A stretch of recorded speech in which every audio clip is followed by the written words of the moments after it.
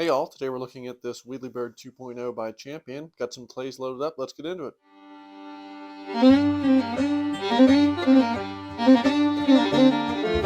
Now, if you like this content, like, subs, shares, all that good stuff, I really appreciate it. Also down below, coupon codes and merch to help support the channel. Today we're looking at the Champion Wheelybird 2.0 auto feed trap. I'm going to go over what I like, what I don't like, and just give my overall thoughts on it. The Wheelybird name is kind of neat, kind of, fun. It's not just like, auto clay thrower number 50, whatever. It's, something that you'll remember, right? So what this is a fully automated electric thrower that runs off a car battery. All you've got to do to get it to function, hook it up to a car battery. You have a cord going here that I have run to this small little lawnmower battery. I have U1R. I got this is an Everstart battery I got at Walmart. I say that because everybody is always online asking what type of battery to use, as was I, because I didn't know, I'm no expert on batteries, so I was asking tons of questions. What kind of battery do you use? Finally, everybody's like, go online or go on Walmart, get the cheapest lawnmower battery you can find, you'll be fine. So that's what I ended up doing. I know you can get some of the more expensive, deeper cycle batteries that last longer. This one, honestly, I just, every couple times we take it out, I throw it on a trickle charger with no issue. I've had this small battery, and at one point we took it out 4 separate times, putting about a box or 2 through it each time. No issues. I finally just put it on the trickle charger just because I didn't want to end up with a dead battery out in the desert. So you hook that up. Once you hook it up, it has a switch down here, right? So you can turn it off, on, and then if you want to release the spring tension, you just push down like that, and that releases the spring tension. And then to turn it on, when you flip it up, it turns it on, and it basically resets it, to fire the first clay. So it's operated 2 different ways. One, you have a foot pedal here, which has a nice long cord, like so, that you can get pretty far away from the thrower with, right? And when you push down, it throws pretty quick, as you can see, resetting each time. Now this also comes with a wireless remote. I don't really use it much, but it is a wireless remote. You can set up a link to this so you can have it on your belt, hit a button, it shoots a clay.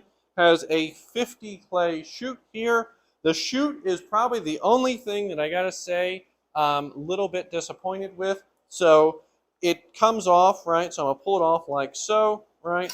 It comes off like this, really nice for if you have to transport it, because obviously, you get this out to where you're going. We go shoot out in the desert. But one thing I've noticed, and I've just popped this off like this to show, is this is actually my second chute.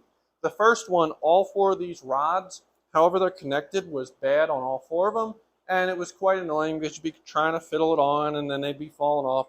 This one I've actually only noticed the last day or so is popping off, so I think I'm just going to JB weld it. It's not the end of the world, but definitely noticing that it is a weak point in the design. Now, once to put the chute on, you just line up the holes like this. Now this can be a little bit tricky until you get used to it, but once you kind of get the hand of it, it's not terrible.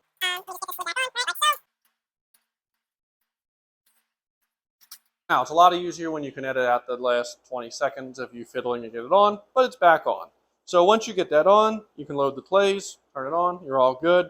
Has a nice big kind of a safety guard here, which is nice. Some of the differences between the 2.0 and this one is it has larger wheels. This one throws a little bit quicker. I think it's every 1.75 seconds. They changed out some of the parts from plastic to metal, right? It's overall not any massive changes, just a few minor improvements that have made it a better machine. And really, honestly, my only major complaint is this chute. Like, of everything about this chute is the only thing that I don't like. But this nice guard is nice because I've actually already had it where, like, you'll be standing here because you think, oh, I'm not going to get hit by it. Maybe you're resetting it like I was resetting it, doing something to it, because one of the clays in the chute was broken, so I had to reset it.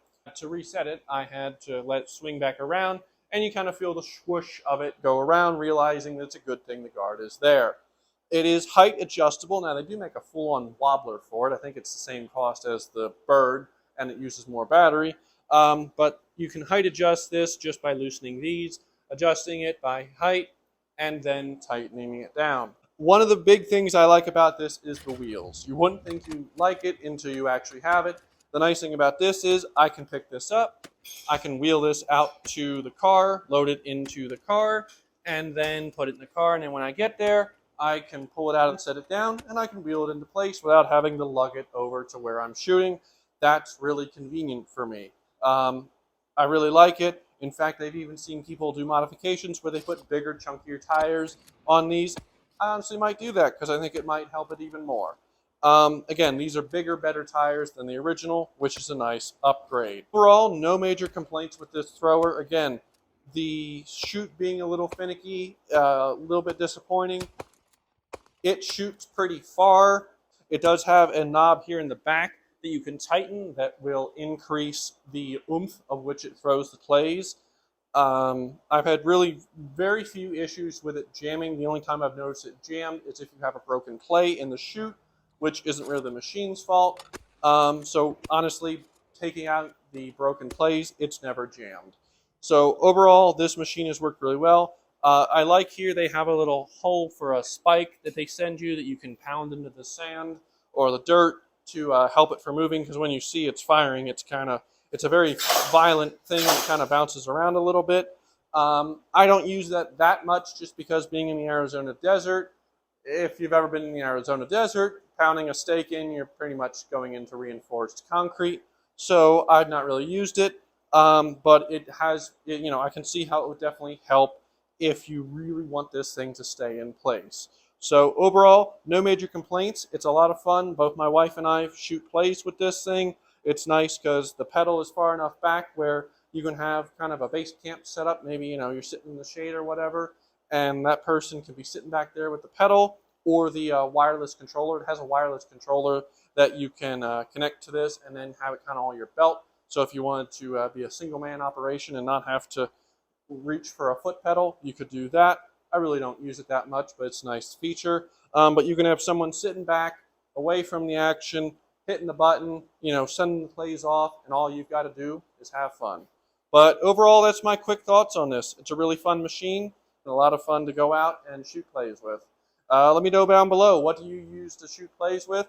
You do any modifications for it? Bigger tires, changing stuff up? I'm curious to hear down below, and have a good day.